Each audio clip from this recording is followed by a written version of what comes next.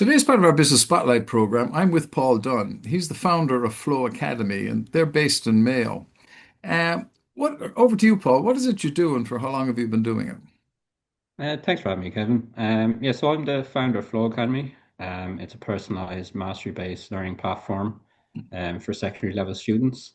We aim to rethink how learning works. So what we found was every student are different, yet the school system was largely designed for a very different time, Hmm. when uniformity and compliance were more important than individual understanding, which doesn't reflect essentially what students or society need today. So yeah, flow is a competence based rather than time based. Hmm. So instead of everyone moving on at the same pace, regardless of understanding, students progress when they show mastery instead. So if they need more support, they get it essentially without stigma. I often describe it to people who ask. It's being like Duolingo, but secondary school subjects. Yeah, so the whole concept is students or subjects, sorry, are broken into very small structured steps. Hmm. And students only work on tasks that match their current level.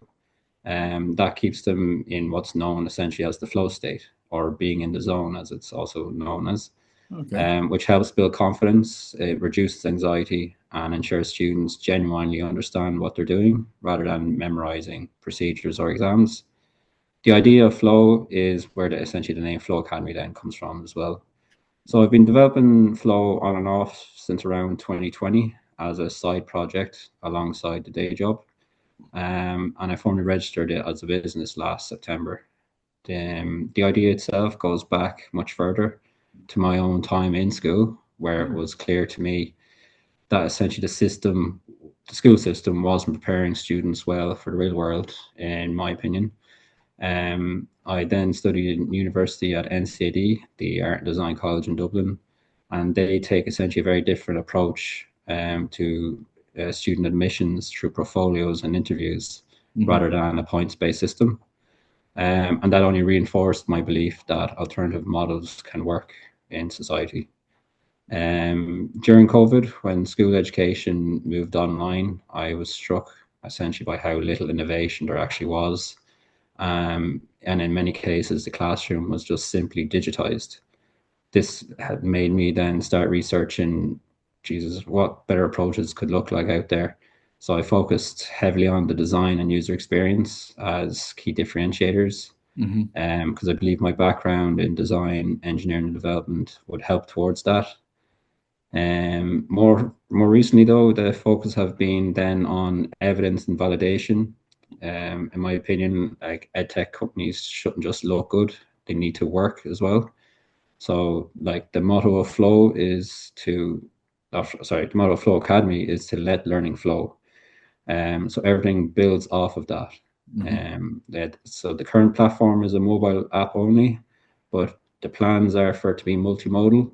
So I'm also developing audio lessons and an augmented reality framework then as well, which I'm calling Learn AR. Okay. This is to help bridge essentially digital learning and the pen to paper work on for its students. It's on concept stage at the moment, but definitely good R&D work going into that. So the support will then exist essentially at every step of the learning process. Fantastic. Fantastic. And okay, you've been growing over that period. I mean, albeit you're sort of startup phase in a number of areas, but what would you Mm. attribute your growth to, or what's been the uptake have maybe on from students, I suppose, really, and their parents. Yeah, so I suppose for myself, it'd be like a combination of just being problem obsessed, a bit of patience helps, and yeah, willingness to challenge assumptions, include my own. So like from the start, I wasn't trying just to build an edtech product. I didn't really know what that was to be on back then. I was just trying to understand why learning so often breaks down for students, even when they're capable and motivated. That focus on the underlying problem rather than jumping straight to solutions has essentially guided everything since. Another major factor has been my design led thinking, which I developed through university and just being the way I think essentially. Mm. Means I just approach learning as an experience, not just the content delivery. I spent a lot of time thinking about how students feel while learning, the Hmm. anxiety they feel, the confidence they need or lose, the momentum required, and just the confusion which just leads to stopping learning, and just designing around those mind states.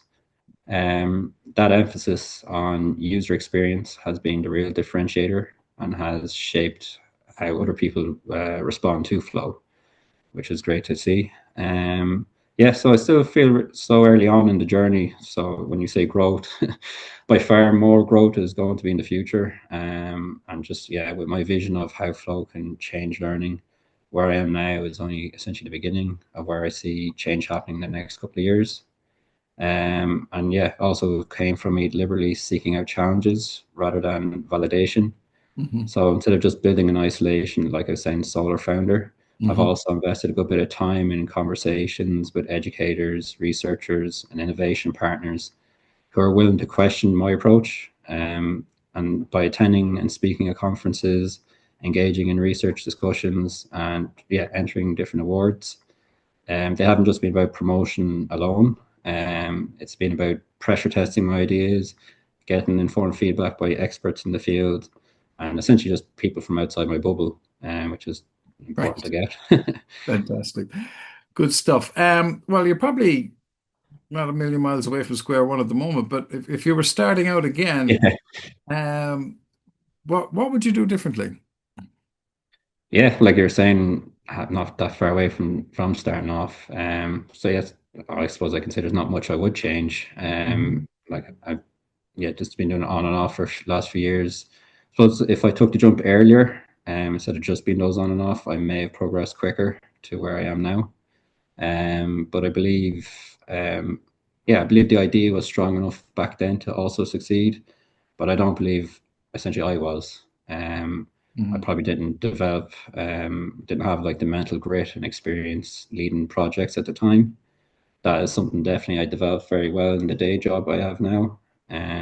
Which is it's kind of very parallel, where it involves a new innovative product that changes from the traditional way of doing things in the ventilation industry, a completely different industry altogether again. Right. But just being heavily involved in the development of that, essentially seeing how going from traditional to innovative, I essentially feel I kind of earned my stripes there in that kind of development. I feel probably now I'm ready to take the more kind of steps on flow. Okay. And I suppose you're probably, as you grow, you will be employing people, as you move forward. Mm. You've had experience of employing people in the past. Well, what have your been the biggest learnings when employing people? I suppose one of the biggest was definitely being the importance of clear communication. Like everybody needs to understand the direction they're moving in and how their role connects Hmm. to the wider goal of the company. So in multidisciplinary teams, especially even small breakdowns in communication can ripple out and undermine the entire project, which can be a disaster. I've learned as well how critical systems are, even in relatively small teams. Like Hmm. clear processes and expectations are essential. Yeah, they can reduce friction and prevent confusion. Yeah, just allow people to focus on solving problems. Yeah, I suppose when systems are weak, the whole thing kind of falls apart. Right. Okay. Um, yeah. Great. Um, and you've been researching this, doing a lot of work, putting a lot in. Um, how do you balance your personal life with setting up a business like this and a day job as well with your other hands? Yeah, there's three different things on top of each other there. Yeah. It's definitely something I'm still working on. I think that's true for most founders, especially in the early stages. You're trying to figure out who you are and what you're actually doing. In my case, yeah, I suppose in the day job, I've moved down to a 4 day week. It obviously gives me more space on flow. Um, but yeah, so it means that many evenings and weekends are spent building, which I suppose many of your listeners who are either reminiscing these early stages or who are entrepreneurs and kind of figuring out, is this something I want to do? Like, yeah, there's always the different ways of going into business. But yeah, I suppose the importance of stepping away from it as well. like there has to be evenings and weekends where you're just like, okay, I need to get away from this for a while.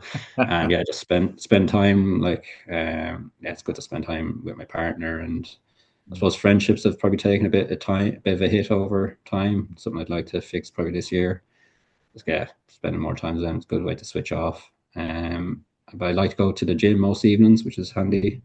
They're just like 45-minute classes, which they're fully structured for you. So you literally just need to turn up and they tell You you what to gotta do work. and you just Yeah, participate. you gotta work. Yeah, okay. Yeah, Yeah. good stuff. Yeah, it's good stress release that as well, I suppose. It's Oh, good. definitely. Yeah. Yeah. Yeah, good for the health. Fantastic. You'll be hiring employees going forward. What qualities will you be looking for in these employees when you take them on board? People often have the experience, but what are the qualities on top of that that you'd be looking for? Yeah, no, experience is important, but definitely one is curiosity. Yeah, I'm drawn to people who ask good questions. I want to understand why something works, Hmm. not just how to do it. Hmm. So like in with Flow, like a product that's trying to rethink learning, that curiosity is essential and non-negotiable essentially. The second would be initiative and self-leadership. I value people who don't want to be told or don't wait to be told what to do, but also take ownership and move things forward for themselves. I suppose one practical signal of that, which I've seen from previous employee people we've taken on and myself as well in applying for jobs, is essentially have a portfolio of work. So obviously might be probably applicable for many businesses, but especially like the creatives or the innovative kind of companies, whether that's design, code, writing, or whatever kind of projects. I believe it just shows someone or your potential employer, essentially how you think. And as an employer, then when you're kind of there'll be so many different CVs probably coming in, hopefully, that trying to sift through them all, it's probably just doing that would be the being able to see what they're like. I think probably one that's not talked about that often as a I suppose as a positive is being the ability to identify problems, not just to solve them. So obviously problem solving is important, but I feel spotting the right problem in the first place is harder and more valuable. Yeah, and you tend to see this in how people frame challenges and the questions they ask rather than just in their way of thinking. And just being able to communicate, like I said earlier, so clarity. Essentially knowing what explanation the other person needs, whether that's verbal, written, or how kind of understand other people's kind of personalities, and just what's the best way to communicate so they fully comprehend what you're trying to say. I think that's very important as well. Yeah, yeah, I know. It reminded me of when Ferguson was asked about coaching in Manchester United. He said, "You don't coach a Oh, team; you coach individuals. Some people need a shoulder to cry on, and others need to kick up the proverbial. So and as a everybody Man has United their fan, I'm watching on in disbelief recently, but hopefully things go better. yeah. The teams kind of go up and down, don't they? They kind of peak That's and it. then come Yeah. down again. We saw that in Ireland on Thursday, but anyway, or in Paris. Less about that, the better, maybe. Yes, indeed. And maybe just to round off then, Paul, what are some common misconceptions, I suppose, in your case, not so much about running a business, but about setting them up and starting to run them? How do you address them? I suppose, yeah, something that's benefited me to think about it this way is that not all business have to look the same. There's often that image, like when people who aren't in the business, who was me not long ago, that the image of employing lots of people early, going around wearing suits the whole time, having a fancy office, and just following a traditional structure. It's not like that in reality, most of the time. Um, yeah, depends on again what you're trying to do and what stage of a business. Like myself, I was at early stage. You won't be doing any of that yet. And especially in the technology and SaaS, which is software as a service, which Phlow Academy kind of is in that industry. Hmm. Just yeah, lean, flexible structures are often far more effective. Yeah, another big misconception is you have to jump all in immediately. Um, some might say you have to. To be honest, I don't know what's the right way. For me, quitting the day job straight away wasn't the way forward. Just my I suppose I don't know if it was naivety or just my I don't know. I just felt it was a huge personal risk anyway, and just putting too much pressure on myself at the Hmm. time. Hmm. Yeah, it works for some, not for everyone. Yeah, just step by step, keeping a day job for as long as possible. Just yeah, just helps you kind of remove unnecessary pressure. I suppose yeah, requiring a lot of money up front was another one. It really depends on the type of business again. Like if you're a physical shop or invest in a lot of stock, which obviously isn't what I'm doing, but for SaaS or a digital product, yeah, those barriers are far lower. All you need is a laptop, a few good ideas, build incrementally, and away you go. Yeah. Pretty much. Very Um, good. Good yeah, stuff. Good stuff, Paul. Listen, it's been great chatting to you today. I really appreciate you taking time to come on. I And appreciate the time. Yeah, thank you. okay, take care.